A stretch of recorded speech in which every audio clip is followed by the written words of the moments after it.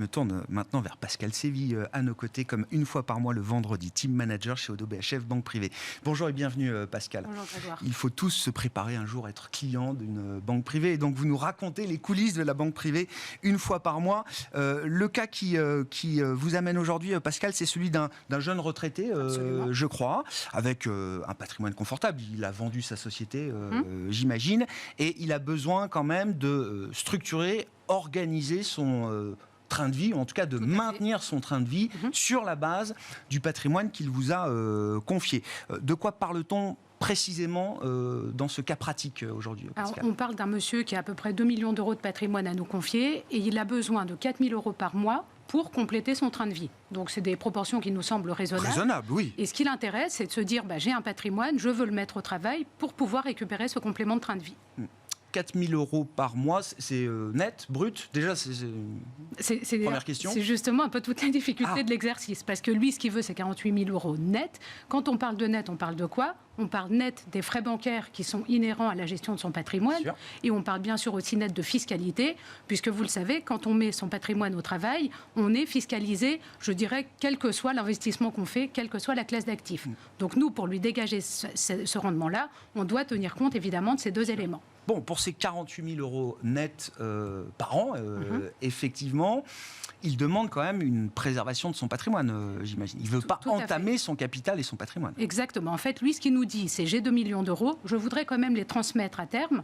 En gros, débrouillez-vous pour me dégager suffisamment de rendement de ce patrimoine en question pour que je puisse ne pas l'éroder du tout. Et à terme, en gros, le contrat, c'est vous me rendez mes 2 millions d'euros. À terme, en fait, c'est au moment de son décès.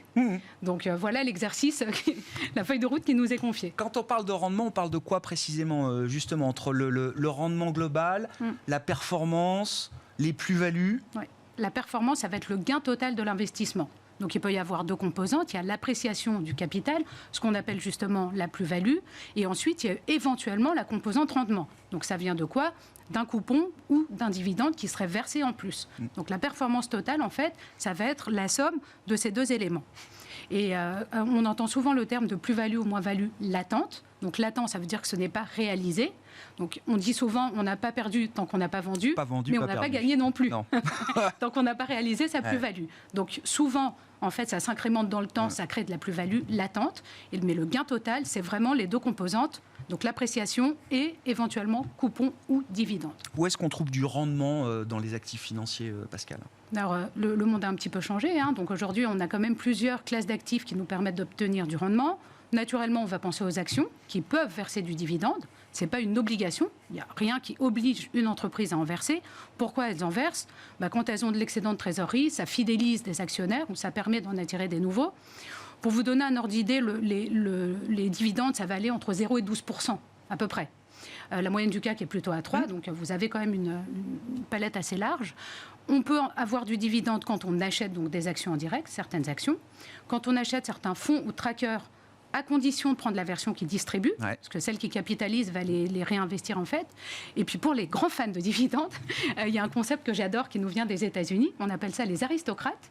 Là en fait ce sont des valeurs qui, au moins pendant 25 ans, il y a une certaine taille, mais au moins pendant 25 ans, n'ont jamais cessé de verser du dividende et ne l'ont jamais baissé.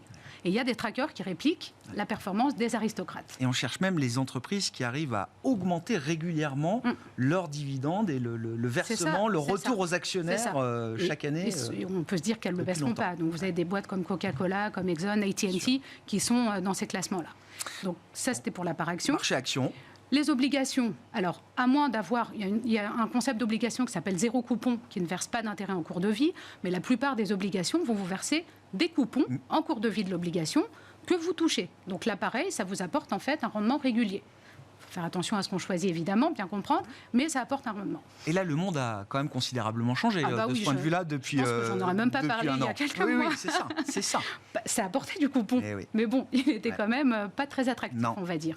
Ou alors, il fallait aller chercher beaucoup de risques, donc des moins bonnes qualités ou d'aller beaucoup plus loin dans le temps. Et la troisième classe d'actifs qu'on considère aujourd'hui, pareil, c'était compliqué avant, ce sont les produits structurés. Tous les produits structurés ne vont pas vous verser un rendement régulier, mais on peut en choisir certains qui vont en verser. Le mieux, c'est de vous donner un exemple. Donc, pour rappel, un structuré, c'est une combinaison d'une obligation émise par une banque et d'une option qui va réaliser un scénario de marché. Vous pouvez vous dire, par exemple, je prends comme sous-jacent l'Eurostock 50. Tous les trimestres, je regarde où en est l'indice par rapport à son point d'entrée. Et s'il n'a pas perdu plus de X%, je touche un coupon et je le garde en fait trimestre après trimestre. Et parfois, il y a même un effet mémoire. On ne l'a pas touché une fois, il se cumule pour les fois suivantes. Et là, ça permet également en fait, d'obtenir un rendement au fil du temps. Et là aussi, c'est des produits structurés qu'on a vu revenir en force avec notamment la volatilité des marchés qui rend ces produits intéressants aujourd'hui dans ce contexte et la hausse des taux quand même. Et la hausse de taux, en fait, la volatilité permettait d'en faire avant. La hausse de taux permet de beaucoup mieux se protéger. Parce qu'aujourd'hui, on arrive en euros à faire des produits 100% capital protégé à maturité. C'était quasiment impossible il y a encore quelques mois de ça. Sur la base de ces 3 grandes classes d'actifs, de ces 3 grands types de produits, quelle est l'allocation que vous avez définie pour votre client ? Je rappelle qu'il cherche en net 48 000 euros par an pour assurer son train de vie. C'est ça. Donc ça nous fait 2,40 de rendement quand on pose les chiffres au départ. On rajoute les frais bancaires, on va prendre une moyenne de 1%, on arrive à 3,40. On rajoute la fiscalité, on a pris 35% parce que un peu plus que la flat tax, parce qu'il peut y avoir dans les dividendes parfois des retenues à la source. Donc quand on a mis tout ça bout à bout, on doit produire, nous, 4,59 pour qu'ils puissent avoir ces 4 000 euros net tous les mois. Sur la base de ces 2 millions de patrimoine. C'est ça. Maintenant, une fois qu'on a dit ça, nous, notre métier, c'est de dire, vous voulez ça, mais comment on fait, nous, dans ce contexte de marché compliqué, pour arriver à produire ça ? Le travail du banquier, c'est toujours de réconcilier le cahier des charges du client et le contexte de marché. Bon, là, en l'occurrence, justement, on y arrive, puisque on l'a dit il y a quelques mois, en gros, il n'y a que les actions qui auraient pu nous permettre de vraiment dégager ce rendement.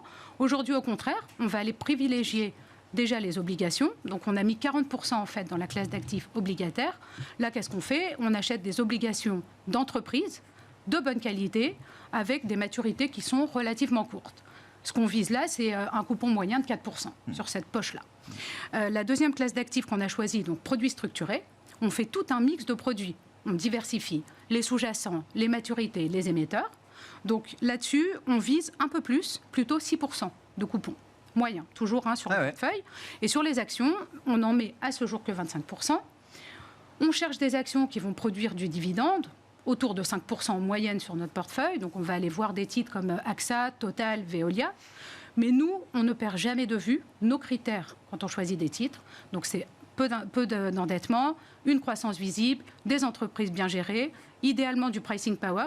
On sait à quel point c'est important en période inflationniste. Et avec tout ça, on lui constitue un portefeuille. Alors, le rendement espéré sur ce portefeuille, on est à 4,95. Donc, d'accord, un peu plus que les 4,59. Voilà, c'est exactement ça. Et c'est uniquement une stratégie de rendement, ou est-ce qu'on peut imaginer dans cette allocation, dans cette stratégie, qu'il y ait aussi un peu de gains en capital qui viennent peut-être renforcer la stratégie ? L'avantage du rendement, il n'est pas certain dans le temps, mais il est à peu près connu à l'avance, parce qu'on sait à peu près combien va verser une action en dividende. Ça offre de la visibilité. C'est ça. Quand on achète notre structuré, si on a pris des niveaux qui ne sont pas très agressifs, a priori, ça va se réaliser, sur les obligations aussi. Et dans un contexte de marché aussi mouvant, on préfère, nous, assurer déjà sur la composante rendement. J'entends. Pour nous, la plus-value, elle va être plutôt dans le temps. Donc, ce qu'on se dit, c'est qu'on va regarder comment le portefeuille s'apprécie, on essaye de bien capter les points d'entrée, et on essaye de le faire en sorte qu'il s'apprécie dans le temps, parce que les années où on aura moins de rendement, ce qui est tout à fait possible, si les taux se mettent à rebaisser, on aura moins d'opportunités pour faire du rendement, on compensera là avec de la plus-value, qu'on ira donc réaliser cette fois dans son patrimoine, pour pouvoir sortir nos 4,59. Si, pour plein de raisons possibles, le rendement espéré n'est pas tout de suite au rendez-vous, et que les gains au capital ne permettent pas justement de compenser l'absence de rendement éventuellement. Comment ça se passe pour le client que vous gérez, qui lui a besoin de ces 4 000 euros par mois quand même pour vivre ? On fait les courses à sa place. Ouais. Il y a un service de conciergerie qui s'occupe de lui chez Odo BHF. Vous savez que les banquiers ont toujours une boîte à outils à disposition. Oui, il faut bien prévoir le plan B quand même. Voilà. Non, en fait, on peut toujours proposer de faire du crédit lombard. Donc, pour rappel, le crédit lombard, c'est qu'on prête contre le portefeuille d'actifs financiers en question. C'est un outil qui a été extrêmement utilisé par les banques et par les clients pendant des années parce que c'est souvent indexé sur des taux courts. Donc, souvent, le Euribor 3 mois, qui était négatif pendant très longtemps. Donc vous payez, ma foi, la marge de la banque, c'est confortable. Attention quand même, un peu plus de parcimonie, parce qu'aujourd'hui, le Euribor 3 mois, il est à 1,30. Il risque quasiment certainement de continuer d'augmenter parce que c'est aussi lié aux actions de la BCE. Donc ça coûte quand même plus cher d'emprunter. Ouais. Néanmoins, faire un crédit sur une période courte, plutôt que de se désinvestir dans un contexte de marché très défavorable, ça peut être intelligent. Donc, en attendant de réaliser ces ventes à un moment un petit peu plus favorable. Merci beaucoup, Pascal. Merci d'être venu nous présenter ce cas pratique très instructif et qui peut parler à beaucoup de monde, j'imagine. Pascal Sévy qui était avec nous, comme chaque deuxième vendredi du mois dans Smart Bourse à la mi-journée, Team Manager chez Oddo BHF, banque privée. Voilà pour cette édition, on se retrouve à 17h en direct sur Bismart.